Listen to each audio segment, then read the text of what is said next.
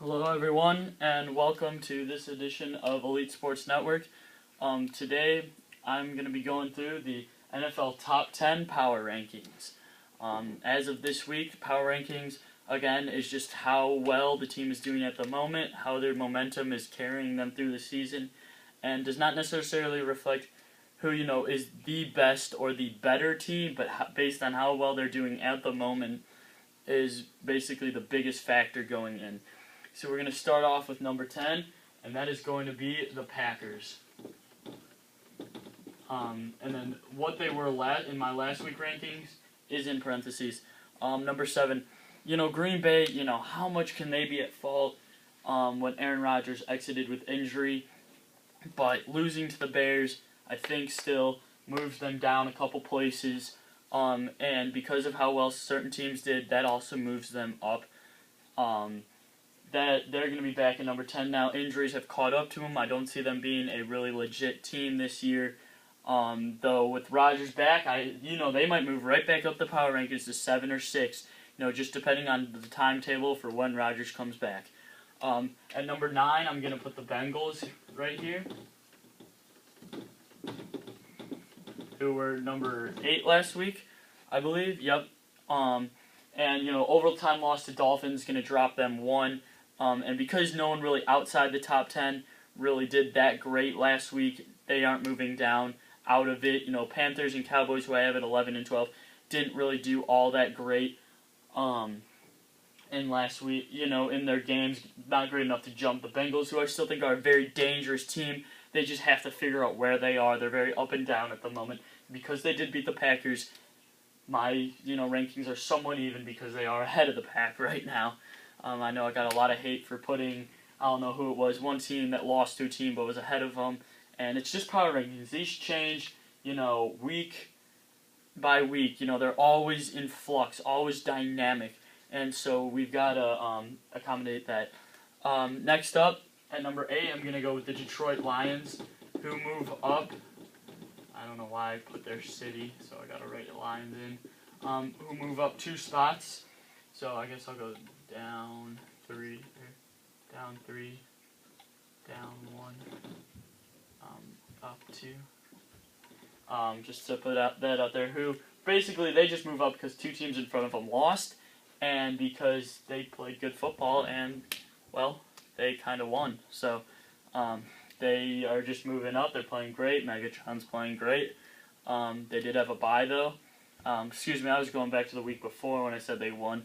They did have a bye, so they just kind of move up by default. Next is going to be the New Orleans Saints, who, again, a lot of shifting this week in the top 10. They dropped 2 because of their loss to New York, which they shouldn't have lost that game. Obviously, I don't know what was up, but New York just came to play and played sound football. Saints dropped 2 because of that loss, but they're still a very good team. I think 7 is a great spot for the Saints because I don't think they're quite in that elite tier yet, but they are a very good football team.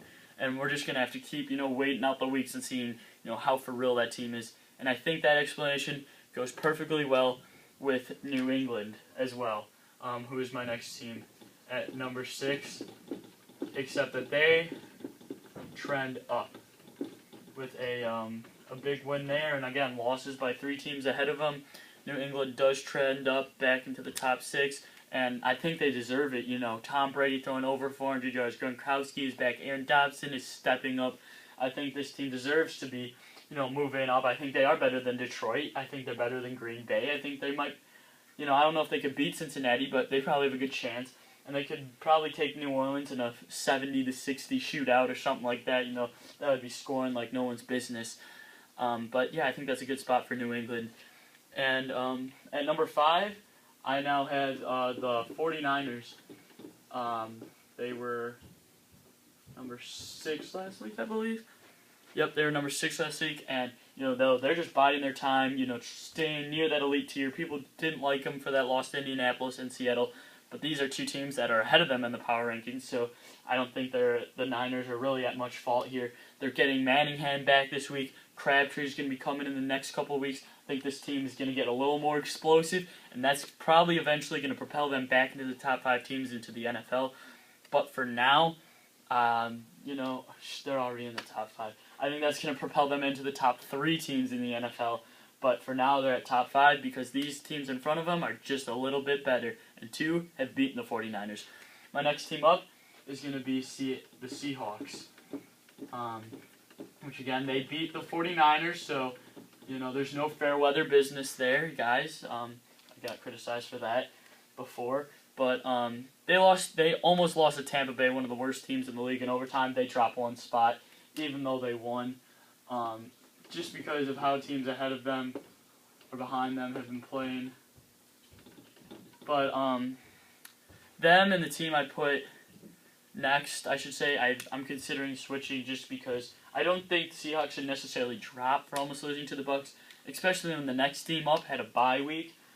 Seattle did pull out a great comeback victory, and so, maybe you can't, degrade a team like that, and maybe I will switch Seattle back to a 3.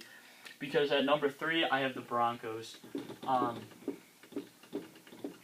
And, obviously at 4 last week, at 2 last week, they also dropped 1. I don't know, maybe Denver shouldn't, the only reason they're dropping is because of how other teams played. But I don't know about Seattle and Denver. I guess now I look at it, Seattle didn't jump or fall behind the Broncos, so the Broncos didn't jump Seattle. I had the Broncos in front of the Seahawks last week anyways. But still, maybe those teams should be flipped because the Broncos had a bye while the Seahawks actually did get a win, no matter how bad it was. But I think for now, I like where the Seahawks and Broncos are, especially with the team they're behind. And that team at number 2 is the Indianapolis Colts. This team has, a huge comeback victory over the Texans, and, maybe that should get them a drop. Some people say, hey, you had to come back against Houston, who's 2-6. You should be dropped. But I think the way the Colts are playing right now, they've beaten these 2 teams. And that is, I think, the X factor of why they're number 2 is they've beaten the Seahawks, they've beaten the Broncos. Even though I think the Broncos and Seahawks can both beat the Colts, since they beat those teams, they do get the number 2 spot. Andrew Luck playing lights out. T.Y. Hilton, where is he coming from? He's going all over the place. The defense is playing well, and overall the Colts are the number 2 in this edition of the Power Rankings. And number 1, you already know who it is because of what I've said. And it's going to be the Kansas City Chiefs. And I think they get this until they lose.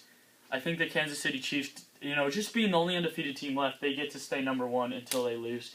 I don't know if I would take Kansas City over the Chiefs, over the Broncos. Even against my Niners, I don't know if I'd take the Chiefs over them, and I think that'd be a very great game. 2 defensive teams with offensive playmakers. But, again, Chiefs are number 1 until they lose. I think you should be, if you're the only undefeated team in the NFL, you should be number 1. And we're going to see, they got 2 games right away coming up against Denver, and I think that'll decide who really gets, number 1 here in my power rankings. So that is my top 10 power rankings. Let me know what you guys think, what you think I'm wrong about, because I love, being criticized, so we can have a good debate about this. Thanks for watching, guys, and I'll see you next time.